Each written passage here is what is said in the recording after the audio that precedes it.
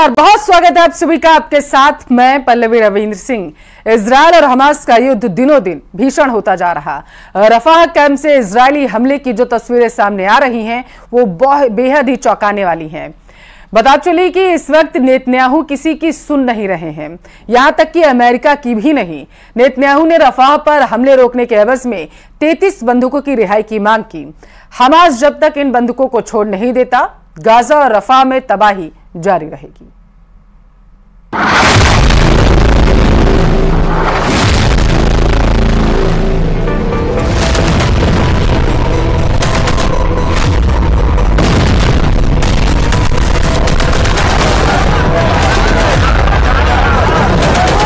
धुएं का उठता गुबार,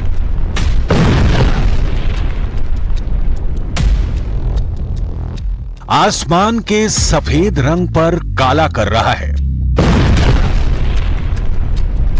बम के धमाकों की गूंज गाजा के गली गली में खून बहा रही है और इस बीच मदद के लिए आकाश से गिराए जा रहे भूखे पेटों के लिए भोजन। गाजा में जिंदगी और मौत दोनों का फासला मिट गया है।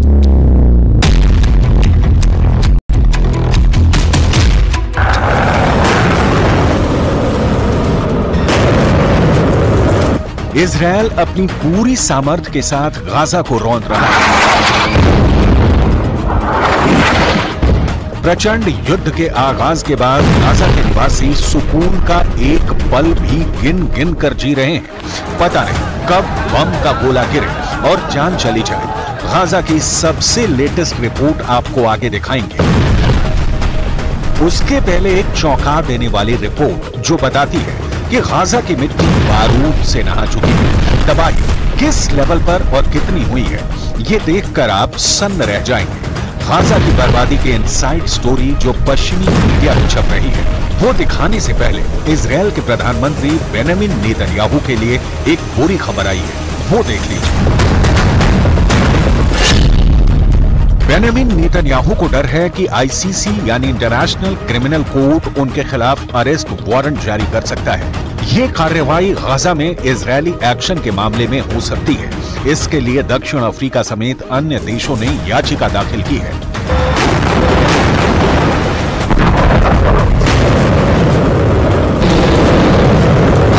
इसके पहले आईसीसी ने रूस के राष्ट्रपति व्लादिमीर पुतिन के खिलाफ अरेस्ट वारंट जारी किया था। पुतिन पर आरोप है कि वो यूक्रेनी बच्चों को अवैध तरीके से रूस लेकर आए। आईसीसी के इस कदम की तुलना टॉयलेट पेपर से करते हुए रूसी अधिकारियों ने इसे बेकार बता दिया था और पुतिन ने यूक्रेन पर हमला बंद करने की जगह और बढ़ा दी।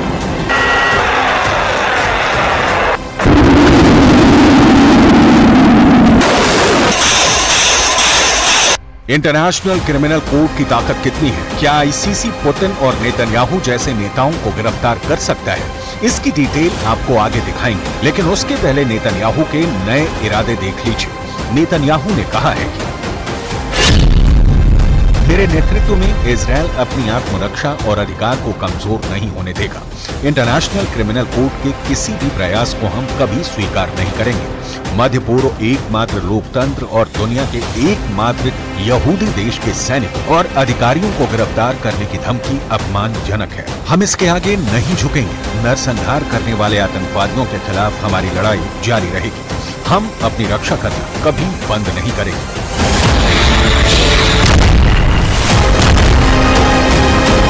मैसेज लाउड एंड क्लियर है। इजरायल हमास के अंतिम आतंकवादी के खात्मे तक युद्ध बंद नहीं करने वाला है। आईसीसी के चेतावनी का असर उल्टा हुआ है। कयास लगाए जा रहे हैं कि आईसीसी के फैसले से होने वाले दबाव से ध्यान हटाने के लिए इजरायल कोई बड़ी कार्रवाई कर सकता है। ये ध्यान देने वाली बात है कि कुछ दिनों पहले ही नेतन्याहू ने ब्रिटेन और जर्मनी के विदेश मंत्रियों से मुलाकात की थी। इस मामले में मदद की।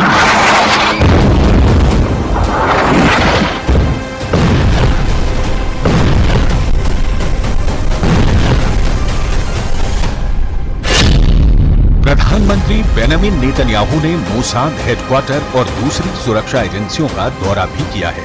मोसाद के अधिकारियों से कहा है कि हमारे अस्तित्व पर संकट है, इसलिए मतभेदों को भुलाना होगा।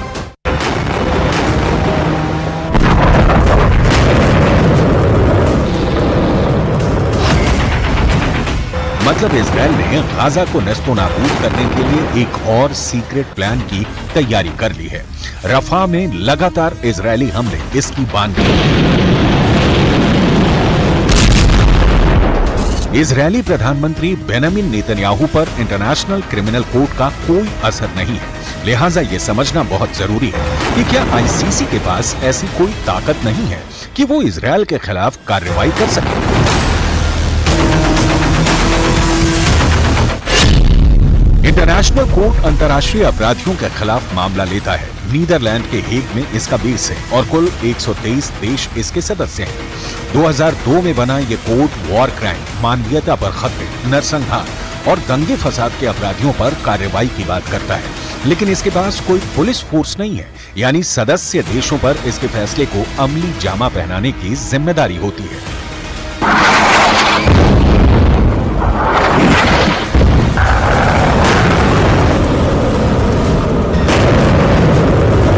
आईसीसी ने प्रक्रिया तो शुरू कर दी है, लेकिन यह लगभग असंभव है कि इंटरनेशनल कोर्ट नेतन्याहू पर हाथ डाल सके। अपने लगभग 24 साल के इतिहास में ऐसा कोई भी मामला नहीं जिसमें इसने किसी देश के नेता या ताकतवर शख्स के खिलाफ कार्रवाई की हो।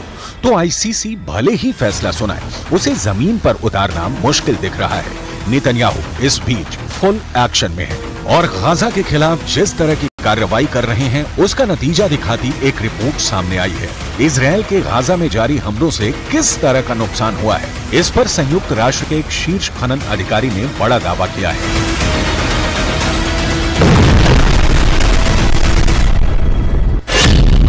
रिपोर्ट में कहा गया है कि गाजा में जारी युद्ध ने अब तक 37 मिलियन टन मलबा पैदा किया है। इस मलबे में बड़ी संख्या में बिना फटे बम शामिल हैं, जिनको हटाने में करीब 14 साल का समय लग सकता है।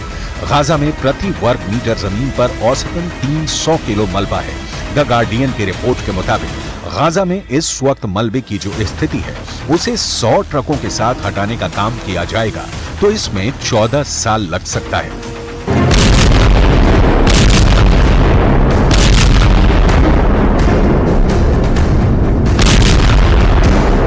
रिपोर्ट में इस बात का जिक्र है कि गाजा में नष्ट की गई इमारतों में से 65% रिहायशी बिल्डिंग थी। तबाही की ऐसी शक्ल सूरत डराने वाली है। ये हाल तब है जब इजरायल गाजा पर नए हमले की तैयारी में जुटा है। मतलब 7 अक्टूबर को जब युद्ध की शुरुआत हुई थी तब से लेकर अब तक, यानी 7 महीनों में जितना बारूद बरसाया गया है उससे पैदा हुए मलबे को हटाने में ही 14 वर्ष लग जाएंगे, जबकि अभी युद्ध जारी है और इसकी समाप्ति की अभी कोई तारीख तय नहीं है। गाजा के स्वास्थ्य विभाग के मुताबिक 7 महीनों में इजरायली हमलों में 34,000 फिलिस्तीनी मारे गए हैं, जिसमें से अधिकांश महिलाएं और बच्चे हैं। इजरायल ने 7 अक्टूबर के हमले के जवाब में युद्ध शुरू किया, जब हमास ने 1200 लोगों को मार डाला और 250 को बंधक बना लिया। तब से लेकर आज तक गाजा दहल रहा है।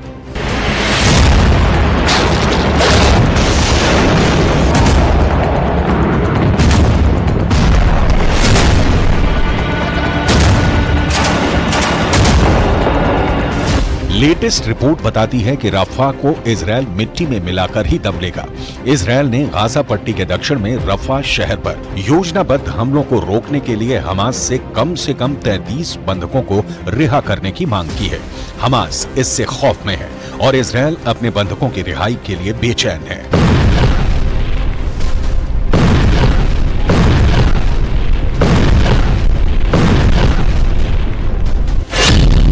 लेकिन इस बीच एक तीसरा देश मिस्र है, जिसे डर है कि रफा क्षेत्र पर हमले से नागरिक तबाही होगी। मिस्र में बड़ी संख्या में शरणार्थियों का पलायन होगा, क्योंकि रफा मिस्र के सिनाई क्षेत्र से सटा है। मिस्र के राष्ट्रपति काहिरा में अमेरिकी विदेश मंत्री एंटनी ब्लिंकन को रफा को लेकर चिंता जताई थी, लेकिन ये दिखता नहीं है कि इजरायल किसी दबाव में झुकने वाला है। मिस्र इस कोशिश में है कि हमास पर दबाव बनाया जाए, लेकिन हमास इसके लिए 2 नेशन थ्योरी की स्वीकृति का राग अलाप रहा है, जो इजरायल को कतई कबूल नहीं होने वाला। नतीजा है कि इजरायल गाजा को मिटा रहा है।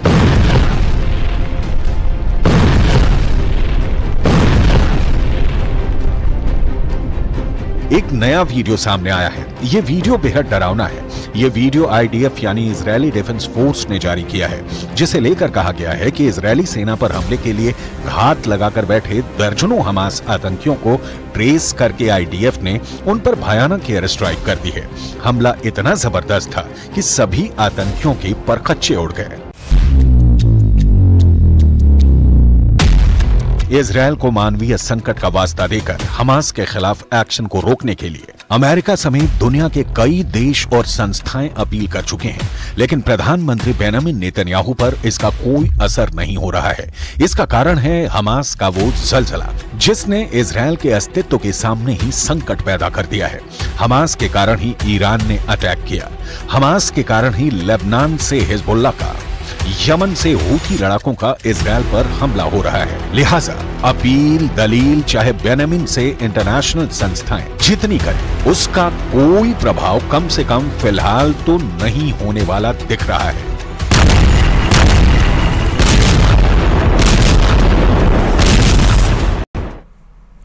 बेशक इजरायली सेना एक के बाद एक बड़े हमले कर रही है, लेकिन यह सच है कि हिजबुल्ला इजरायल के खूनी हमलों के सामने जरा भी झुकने को तैयार नहीं। और यही वजह है कि हिजबुल्ला ने दक्षिणी इजरायल पर इतना भीषण रॉकेट हमला किया कि इजरायल की हालत खराब हो गई।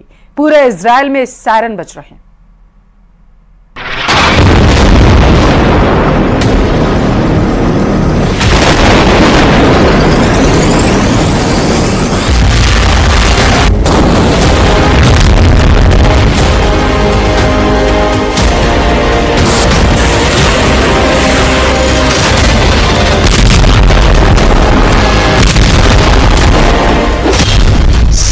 अक्टूबर जैसा खूनी हमला, हिजबुल्ला का रॉकेट युद्ध।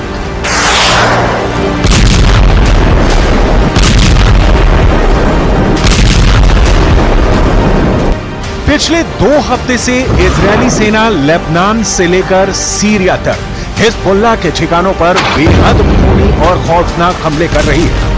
महज 72 घंटे के अंदर इजरायल ने हिजबुल्ला के 40 ठिकानों पर हमला करके आधे से ज्यादा टॉप कमांडर मार डाले हैं। लेकिन अब हमले से बौखलाए हिजबुल्ला चीफ हसन नसरल्ला ने इजरायल में घुसकर ऐसे हमले करवाए हैं कि इजरायल हिजबुल्ला के हमलों से कांप गया है।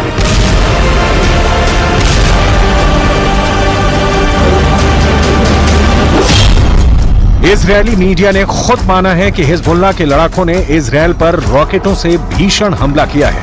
हिजबुल्ला के दावों के मुताबिक रात के वक्त हिजबुल्ला ने दक्षिणी इजरायल के इलाकों पर रॉकेट से हमले किए हैं। हालांकि इजरायल की आईडीएफ दावा कर रही है कि हिजबुल्ला के रॉकेट हमलों को काफी हद तक नाकाम कर दिया गया है। इजरायली सेना के आयरन डोम ने हवा में भी हिजबुल्ला के रॉकेट तबाह कर दिए हैं, लेकिन हिजबुल्ला का दावा है कि उसके रॉकेट हमले में इजरायल को भारी नुकसान हुआ है, जिसे इजरायल छिपाने की कोशिश कर रहा है।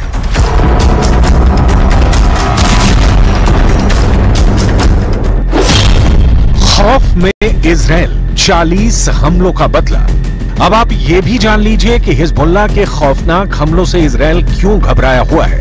हाल में इजरायल ने डंके की चोट पर कहा था कि उसने हिजबुल्ला का सफाया कर दिया है। इजरायली सेना लेबनान में हिजबुल्ला लड़ाकों पर कहर बनकर टूट पड़ी है। इजरायल के रक्षा मंत्री योव गैलेंट ने दावा किया है कि ईरान के हमलों में मदद करने वाले हिजबुल्ला के आधे से ज्यादा कमांडर इजरायली सेना अब तक मार चुकी है। इजरायल के रक्षा मंत्री योव गैलेंट के मुताबिक इजरायल की आईडीएफ ने दक्षिणी लेबनान में हिजबुल्ला के कमांड सेंटर को निशाना बनाया है। कुछ दावों के मुताबिक कमांड सेंटर में हिजबुल्ला के टॉप कमांडर मौजूद थे, जिन पर इजरायल ने पहले मिसाइलों से हमले किए और फिर फाइटर जेट से हिजबुल्ला के ठिकानों पर हमले किए हैं। इजरायल का दावा है कि इजरायल के इस हमले में आधे से ज्यादा हिजबुल्ला के टॉप कमांडर मारे जा चुके हैं। ये वो कमांडर थे जो लगातार ईरान की मदद इजरायल पर हमला करने में कर रहे थे। दक्षिणी लेबनान में इजरायल के इस बेहद खूनी हमले से ईरान, हूथी और हमास बुरी तरह बौखला गए हैं। התוצאות המבצעיות הן מרשימות מאוד. מחצית ממפקדי חיזבאללה בדרום לבנון חוסל. אלה האנשים שהיו אחראים על הפעולה ההתקפית, על הרצון לפגוע באזרחי מדינת ישראל. אנחנו גרמנו לכך שאו שהם מתים अब सवाल उठता है कि अगर इजरायल के दावे के मुताबिक भीषण हमले में हिजबुल्लाह को भारी नुकसान हुआ है, तो उसका असर हमास और ईरान पर क्या पड़ेगा? अगर देखा जाए तो इस वक्त इजरायल की सेना ने एक बार फिर से हमास की सफाई के लिए बहुत बड़ा ऑपरेशन चला रखा है। मिस्र की सीमा पर मौजूद रफा शहर में गाजा के लगभग 23 लाख लोग रहते हैं, जिनके बीच हमास लड़ाके भी मौजूद हैं, जो हिजबुल्लाह की मदद से इजरायली सेना पर हमले कर रहे हैं। लेकिन अब हिजबुल्लाह के तबाह होने से हमास पर सीधा असर पड़ेगा। हम आपको ये भी बता देते हैं कि इजरायल हिजबुल्लाह की सफाई पर क्या दावा कर रहा है।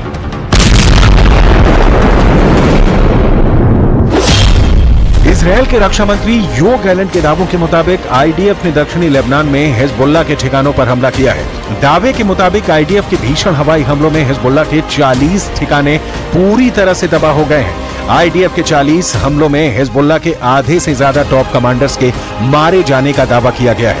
आईडीएफ का यह हमला ऐता अल शाब के पास किया गया है। ऐता अल शाब और आसपास के गांवों पर 13 से ज्यादा हवाई हमले इजरायली सेना ने किए हैं, जिसमें हिजबुल्लाह के स्टोरेज और हथियारों की फैसिलिटी को भी निशाना बनाया गया है। इजरायली सेना का दावा है कि हिजबुल्लाह ने उन इंफ्रास्ट्रक्चर को तबाह किया है जहां से इजरायल पर हमला करने की तैयारी चल रही थी। इधर हिजबुल्लाह ने दावा किया है कि उसने इजरायल से बदला लेने के लिए उत्तरी इजरायल के सीमावर्ती गांवों पर दर्जनों कत्यूशा रॉकेट दागे हैं।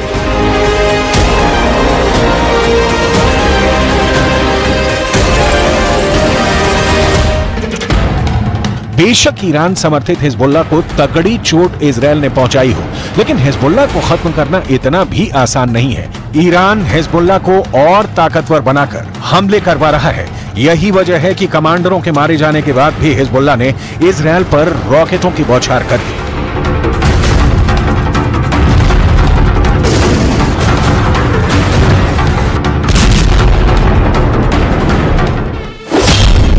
हिजबुल्लाह ने दक्षिणी इजरायल पर रॉकेटों की बौछार करके इजरायल से बदला लिया है। हिजबुल्लाह के दावों के मुताबिक उसने 30 से ज्यादा रॉकेट दक्षिणी इजरायल पर दागे हैं। दावा तो यहां तक किया गया है कि हिजबुल्लाह के लड़ाकों ने दक्षिणी इजरायल पर हमला करने के लिए कत्यूशा रॉकेट का इस्तेमाल किया है। हिजबुल्लाह का रॉकेट हमला इजरायल से अपने कमांडरों की मौत का बदला माना जा रहा है। हिजबुल्लाह चीफ हसन नसरल्लाह ने धमकी देते हुए कहा है कि अभी हमने अपना मुख्य हथियार नहीं निकाला है, जिस दिन निकालेंगे इजरायल का विनाश हो जाएगा। الأساسي بعد ما طلعناه، القوات الأساسية بعد ما استخدمناها. لمعلوماتكم نحن بعدنا حجز قوات مش عاملين. نحن الشباب يشتغلوا بالجبهة خدمة إجازة، يعني بيروح بيخدم وقته بيوجع على بيته، بيطلع بديله بيخدم وقته بيوجع على بيته وهكذا.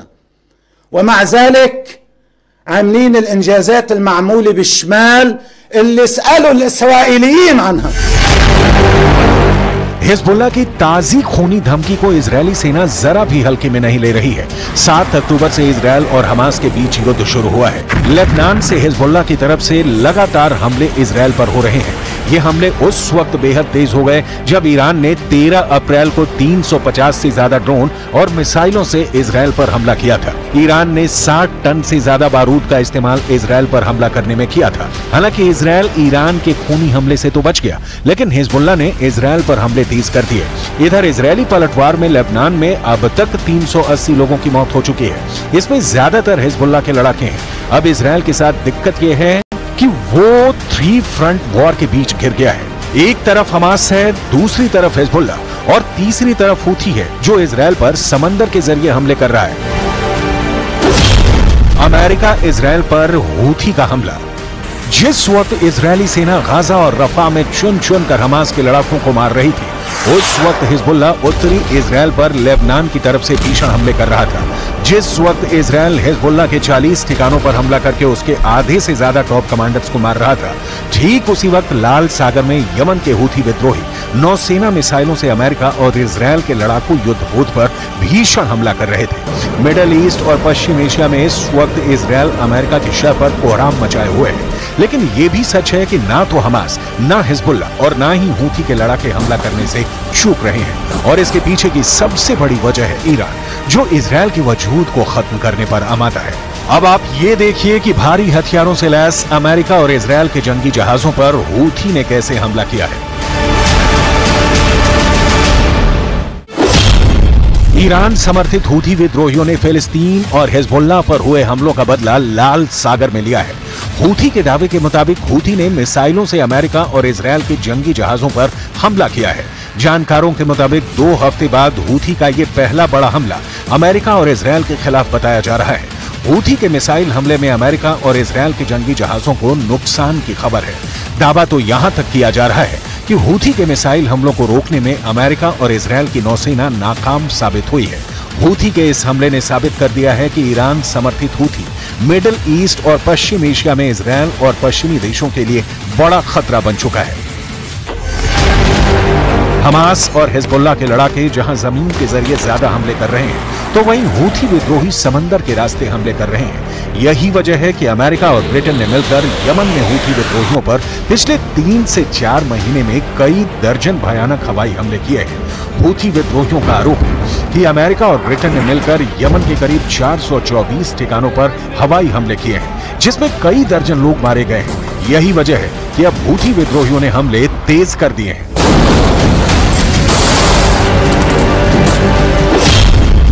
ईरान समर्थित हूथी विद्रोहियों के प्रवक्ता याया सारेया ने दावा करते हुए कहा कि लाल सागर में अमेरिका के 2 जहाजों पर हमला किया गया है, जिसमें से एक जहाज अमेरिकी विध्वंसक है, जबकि इजरायल का एक क्रूज जहाज हूथी हमले का शिकार हुआ है।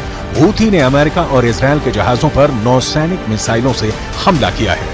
हूथी के दावे के मुताबिक उसके हमले में अमेरिकी जहाज मैस यॉर्कटाउन, अदन की खाड़ी में एक अमेरिकी विध्वंसक और हिंद महासागर में इजरायली जहाज MSC वेराक्रूज को निशाना बनाया गया है। نفذت القوات البحرية في القوات المسلحة اليمنية عملية عسكرية استهدفت سفينة ميرسك يوركتاون الأمريكية في خليج عدن بعدد من الصواريخ البحرية المناسبة وكانت الإصابة دقيقة بفضل الله। कुल मिलाकर गाजा युद्ध पूरे मिडिल ईस्ट और पश्चिम एशिया के युद्ध में बदल चुका है। इजरायल एक ऐसी जंग में फंस चुका है जिसके अंत की तारीख दूर दूर तक नहीं दिख रही है। ये जंग अब सर्वनाश के साथ ही खत्म होगी।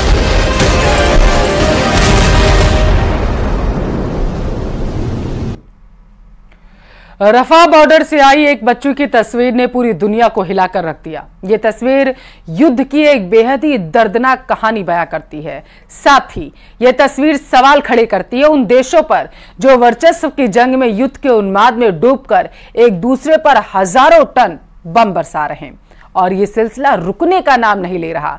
इसी बीच किम जोंग उन ने न्यूक्लियर ड्रिल जो थी पूरी की है। दुनिया पर परमाणु युद्ध का खतरा और ज्यादा इससे बढ़ गया।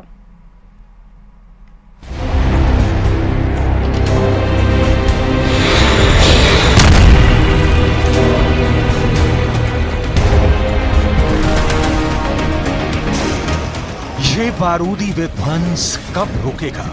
इस त्रासदी से इंसानियत कैसे बचेगी? क्योंकि इस आजमाइश ने अगली पीढ़ी को संकट में डाल दिया है। मौत का ये तमाशा कितना विनाशकारी है, बस इस नन्ही सी जान को देखकर समझ लीजिए, क्योंकि एक जोरदार धमाका हुआ और इस बच्ची का सब कुछ छिन गया।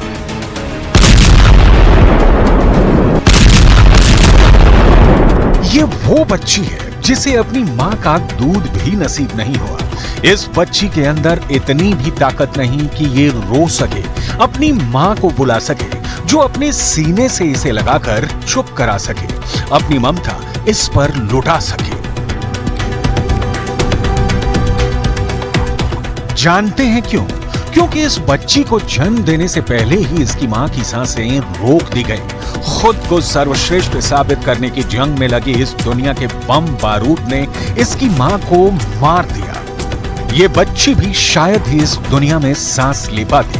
वो तो शुक्र हो उन डॉक्टरों का जिनकी नजर शवों के बीच में पड़ी इसकी मां पर पड़ी, जिसके बाद डॉक्टरों को पता चला कि ये महिला 30 हफ्तों की गर्भवती है। डॉक्टरों ने तुरंत ही बच्ची की मां का ऑपरेशन किया और बच्ची को बचा लिया गया। जिस वक्त बच्ची को बचाने के लिए डॉक्टर जद्दोजहद कर रहे थे, उस वक्त उसकी मां का बदन ठंडा पड़ चुका था। बच्ची की मां बेजान हो चुकी थी, सांसों ने उसके शरीर का साथ छोड़ दिया था, वो मर चुकी थी।